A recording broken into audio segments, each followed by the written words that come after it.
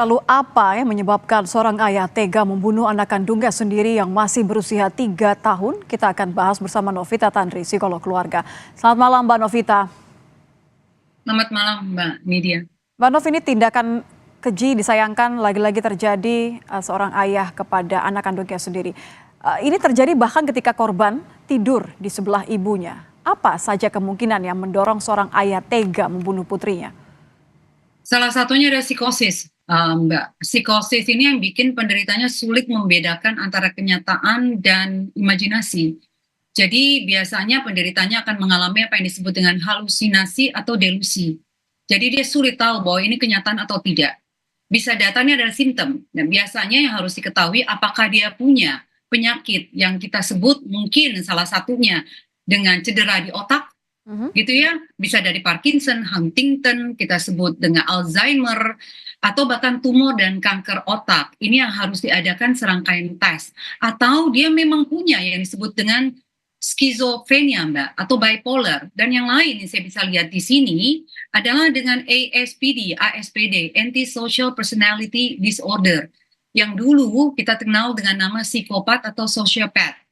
Atau yang lain lagi, yang ketiga adalah felicida altruistik, di mana yang orang tua, ayah kandung dalam hal ini, yang menghilangkan nyawa anaknya karena merasa saya mengangkat penderitaannya supaya dia tidak mengalami penderitaan di masa depan dengan saya menghilangkan nyawanya.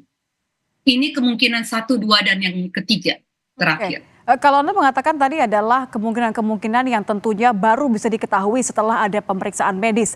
Tapi kalau dari hasil pemeriksaan polisi disebutkan tidak ada cekcok sebelumnya, bahkan malam sebelumnya baru ada kumpul keluarga besar, apakah mungkin gejala ini muncul tanpa ada sesuatu yang terdeteksi sebelumnya? Atau mungkin perbuatan ini terjadi tanpa ada hal yang menjadi pemicu emosi tadi? Sangat bisa Mbak Niti ya, sangat bisa sekali. Dan biasanya tuh tidak terdeteksi oleh orang-orang di sekitarnya karena dia mengalami psikosis atau ada halusinasi dan yang tidak bisa membedakan itu tadi selama bertahun-tahun dan tidak terdeteksi dan tidak terdiagnosa. Karena dalam budaya kita, kebudayaan kita, kesehatan fisik lebih penting atau kita lebih punya kecerdasan itu dibandingkan dengan Ya, kesehatan mental atau lebih jiwa. terlihat. Betul. Dan kecerdasannya kita sudah punyai dari kita kecil sekali, bahwa kalau kita sakit secara fisik, kita ke dokter. Tetapi kalau pada saat kita mengalami gangguan tidur, kita mengalami gangguan makan, kita mengalami apa yang disebut dengan psikosis ini, kita tidak merasa bahwa ini bagian ada sesuatu yang salah dengan saya dan dibiarkan bertahun-tahun sehingga terjadi depresi atau psikosis ini, Mbak. Jadi memang ini menjadi pembelajaran buat kita bahwa apabila di dalam gejala-gejala simptom ini sudah terjadi dengan orang sekitar kita, misalnya bicaranya sudah mulai melantur, tidak sesuai dengan topik, kesulitan berinteraksi dengan orang lain, ada gangguan suasana hati, depresi, mood swing gitu ya, suasana hati yang naik turun dengan drastisnya, gangguan tidur, gangguan makan, kehilangan nafsu makan, kesulitan untuk berkonsentrasi, keinginan untuk menyakiti diri sendiri dan bunuh diri, keinginan untuk bunuh diri, dan ini yang perlu Ditanggapi ditangkap secara oleh serius orang yang begitu ya? terdekatnya. Betul, ditangkap oleh orang sekitarnya untuk langsung dibawa kepada psikolog atau psikiater Mhm. untuk tahu ini gejala apa. Jangan Seberapa sampai. seberapa cepat sih sebenarnya, Mbak Novita ini bisa terdeteksi? Karena kan kalau dari cerita warga terutama ya, mereka tidak melihat ada yang mencurigakan. Pelaku terlihat dikenal sebagai sosok yang penyayang terhadap anak-anaknya. Walaupun memang ada catatan bahwa pelaku sudah tidak bekerja beberapa lama begitu. Mhm. Iya, yang itu juga yang ketiga, yang tadi saya katakan Mbak Nitya, yang disebut dengan felicida altruistik. Jadi secara luas ini kalau kita definisikan pembunuhan dari orang tua terhadap anak dengan menganggap bahwa kalau saya menghilangkan dengan ini masih salah satu ya Ya, ya. kemungkinan. Kalau ini sekarang ada faktor ekonomi, bahwa kalau saya tidak bekerja, saya kesulitan dengan ekonomi, ini sekali lagi gangguan.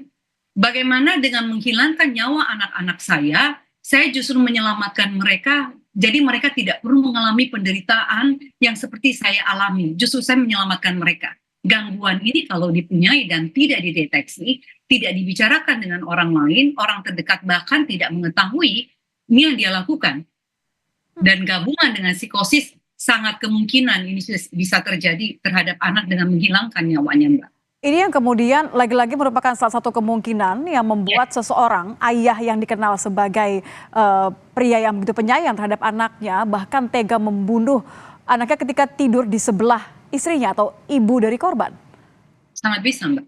Nah, makanya harus ada screening, assessment, serangkaian pemeriksaan, baik secara lab, darah, otak, untuk bisa mengetahui apa penyebab daripada ini. Dan tentunya ini akan butuh expertise secara tim, bukan hanya psikolog, psikiater, dan juga dokter, untuk bisa mengetahui apa sih penyebab kenapa sang ayah ini, apalagi kalau kita tahu dia penyayang kakaknya, dari sekeliling melihat tidak ada masalah dengan dia, untuk mencari tahu lebih dalam apa yang terjadi dengan dia.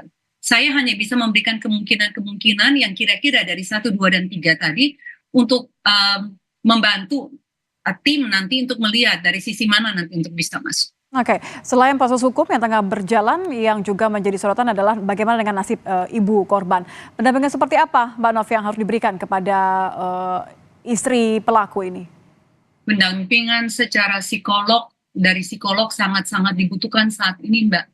Dari keluarga yang terdekat, karena ini sangat-sangat shock sekali kan. Anak yang menjadi anak ibu kandung menyusui di usia 3 tahun, lalu direnggut apalagi dengan orang yang paling dekat.